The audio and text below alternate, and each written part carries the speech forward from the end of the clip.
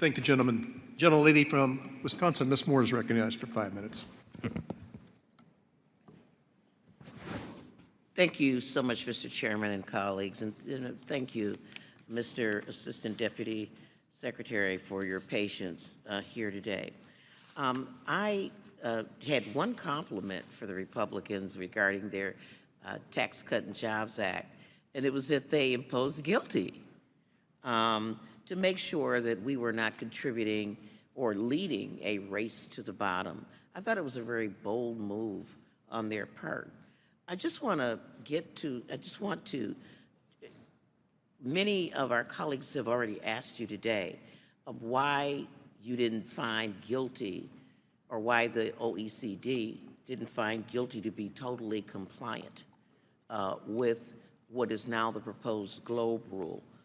Is it because it continues to blend those tax rates and still creates the incentive to seek out low tax jurisdictions?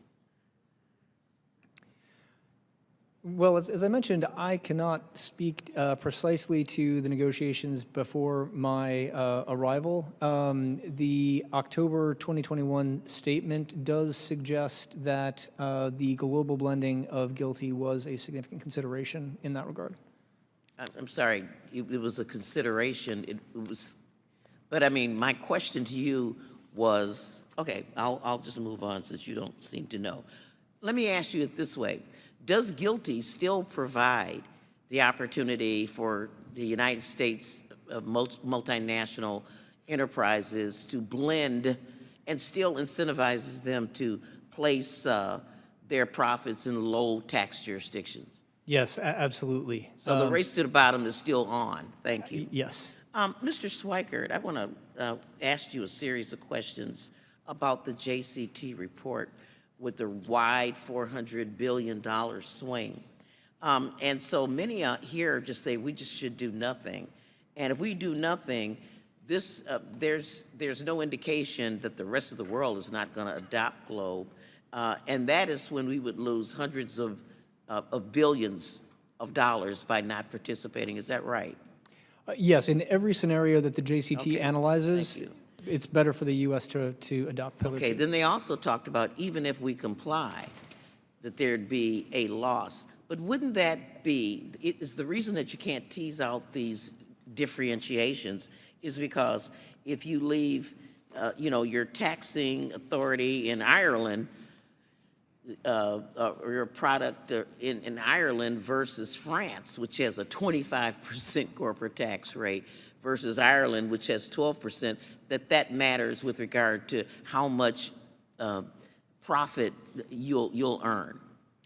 Yes, and in fact, one of the major assumptions that drives the range is the effect of Pillar 2 on profit shifting. And the analysts that have looked at this have concluded that Pillar 2 would reduce the profit shifting by multinationals into So in other words, if you kept the profit in the United States, that's when you get to those upper limits of revenue. Absolutely. Keeping money here in the great old USA. Thank you. Other members have questions about providing monies to other places. I'm thinking now of like so-called third world countries. Does this legislation, the GLOBE framework, incentivize other countries, not forcing them, but incentivize them to raise their corporate taxes to inure to the benefit of their country? And of course, we would get a foreign tax credit for having to pay that. Is that correct? That's right. That especially as you mentioned, developing countries do rely heavily on the corporate income tax, and they rely on corporate income tax incentives to attract investment. We could really help out a lot, huh? Absolutely. Okay. Analysts expect Pillar 2 would help with that. Thank you. I don't have as much time as the chairman, so let me move on. The UTPR, there's a lot of focus on that. And so my question is that there's a lot of rage about it, but if we are compliant with the regimen, is there some scenario where, countries all over willy-nilly will be grabbing our money if we're compliant? Isn't the point of this is to make sure that people comply?